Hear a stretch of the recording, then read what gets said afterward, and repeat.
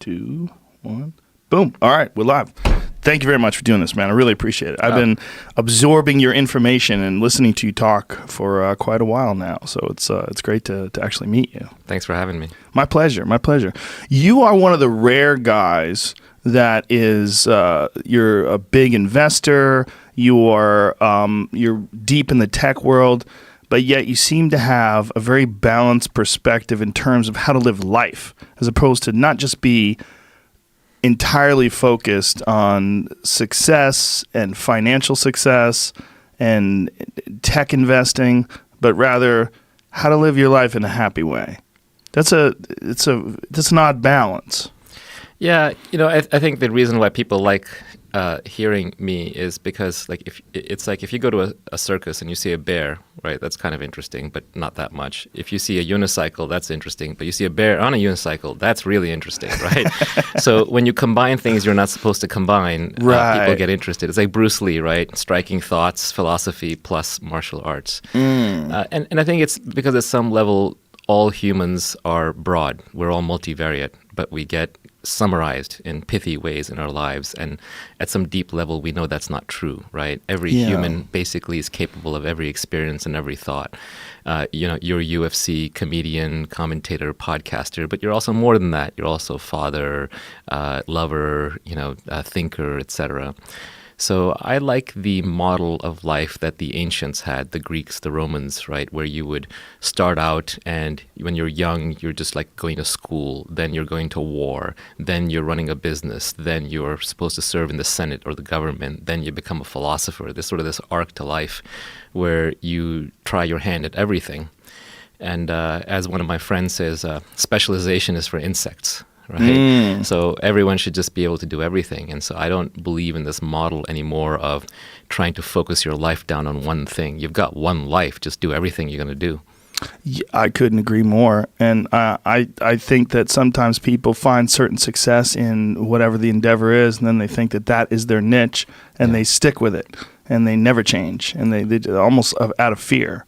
Well, it's hard because there's the analogy around mountain climbing. Like if you find a mountain and you start climbing and you spend your whole life climbing it and you get, say, 2/3 of the way, and then you see the peak is like way up there, but you're 2/3 of the way up. You're still really high up. But now to go the rest of the way, you're going to have to go back down to the bottom and look for another path.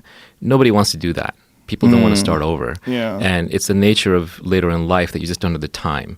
So it's very painful to go back down and look for a new path, but that may be the best thing to do. And that's why when you look at the greatest artists and creators, they have this ability to start over that nobody else does. Like Elon will, be called an idiot and start over doing something brand new that he supposedly is not qualified for. Or when Madonna or Paul Simon or U2 come out with a new album, their existing fans usually hate it because they've adopted a completely new style that they've learned somewhere else. Yeah. And a lot of times they'll just miss completely. So you have to be willing to be a fool and kind of have that beginner's mind and go back to the beginning to start over. And if you're not doing that, you're just getting older. Yeah, I mean, I don't even know if it's willing to be a fool. It's just, to me, that the most exciting thing is to try to get better at something, to learn things. I mean, it's really exciting when you just have incremental progress in something that you're completely new to. Yeah, I live for the aha moment, that moment when you connect two things together that you hadn't connected together before, and it fits nicely and solidly, and it kind of helps form a steel framework of understanding in your mind that you can then hang other ideas off of. That's what I live for. It's that curiosity fulfilled. And it's what little children do too. My little son is always asking why? And I always try and answer him. And half the times I realize, actually, I don't really understand why. I just have a memorized answer for you, but that's not really understanding. Yeah, those are weird conversations, right? When you're talking to your kids and you say, look, the reality is I don't know a lot of things. Yeah, I've just memorized a lot of things. Yeah. And there's certain things that you just can't know.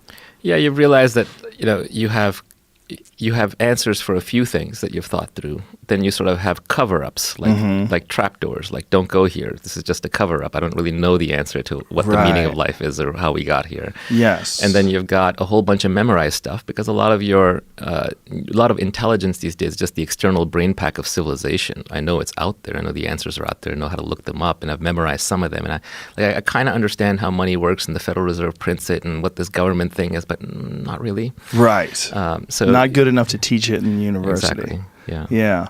I think people do that with almost everything in life these days in terms of like have a one page, a one sheet, like a brief summary of what the explanation for what this very complex subject might be. TLDR, right? Yes. Don't give me the lecture, give me the book. Don't give me the book, give me the blog post. Don't give me the blog post, give me the tweet. Don't give me the tweet. I already know.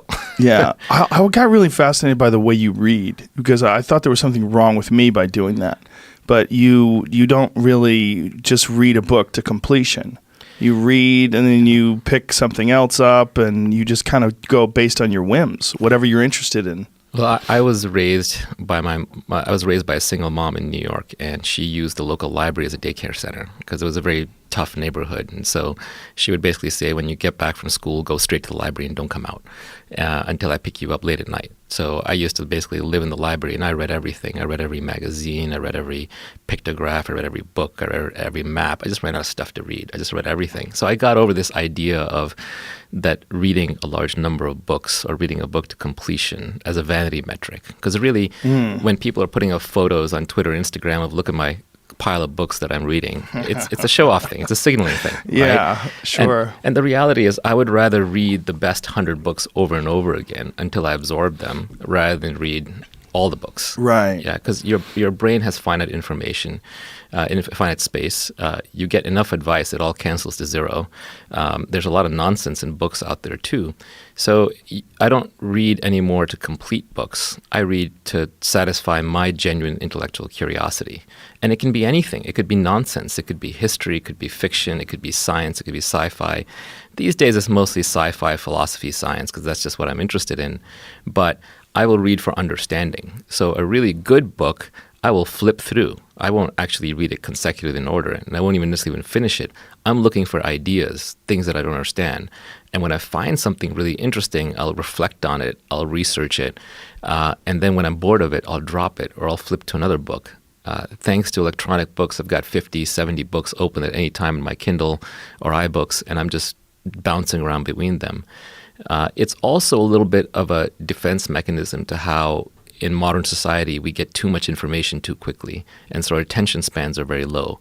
So you get Twitter, you get Instagram, you get Facebook, you're just used to being bombarded with information. So you can take that to, you can view that as a negative and be like, I have no attention span, or you could view that as a positive. I multitask really well and I can dig really fast. If I find a thread that's interesting, I can follow it through 5 social networks, through the web, through the libraries, through the books, and I can really get to the bottom of this thing very quickly. It's like the Library of Alexandria that I can research at my disposal. So I no longer track books read or even care about books read. It's about understanding concepts. Yeah, you brought up 2 awesome points. First of all, the social media aspect of books and basically anything. It's like it's such a weird way to display your life because it's you're displaying the best aspects of your life in some sort of a glass case. It's an unrealistic version of your life that you cultivate and you curate. And I'm as guilty of that as anybody. Everybody's guilty of it. I'm guilty of it too. Yeah. I pose with my dog every time I run. Yeah. We're always signaling. Yes. Right? It's like rather than really looking at yourself, you're looking at how other people look at you. So it's like this one removed mental image. And it's kind of a disease because social media is making celebrities of all of us, and celebrities are the most miserable people in the world, right? Because they have this strong self-image that gets built up. It gets built up by compliments. Every time somebody pays you or me a compliment and we're like, oh, well, thank you, right? Then that builds up an image of who we are. And then one idiot comes along, 1 out of 10, 1 out of 100, and they can easily tear it down. Because it doesn't take many insults to cancel out a lot of compliments. And now you're carrying around this big, weighty self-image, and it's just very easy to be attacked. And because you're famous or you're well-known, people want to attack you. So being a celebrity is no good. It's actually a problem. Like one of my tweets is, and these are all reminders to myself, is you want to be rich and anonymous, not poor and famous. Right? There's benefits to it. Of course. But we wouldn't do it. It has unusual problems that you don't get trained for.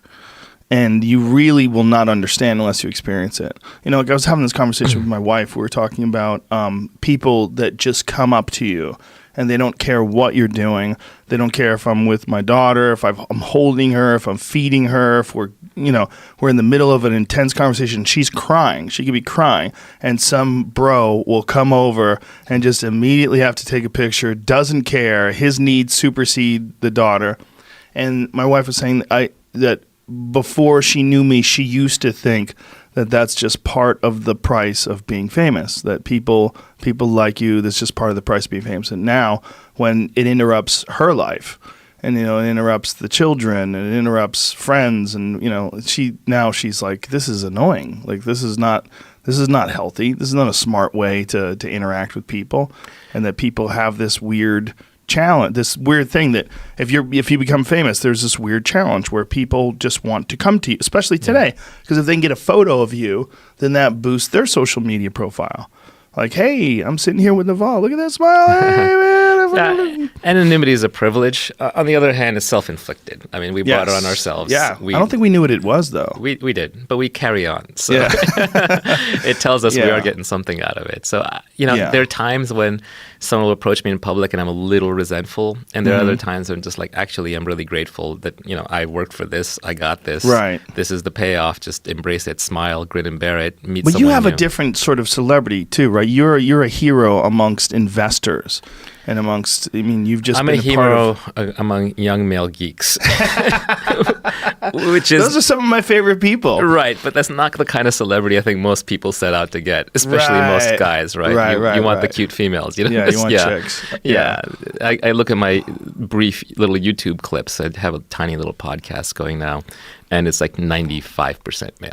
Oh, I'm sure. Yeah, this is very highly 18 to 35. Right? Yeah, what is the numbers? It's in the 90s. Yeah.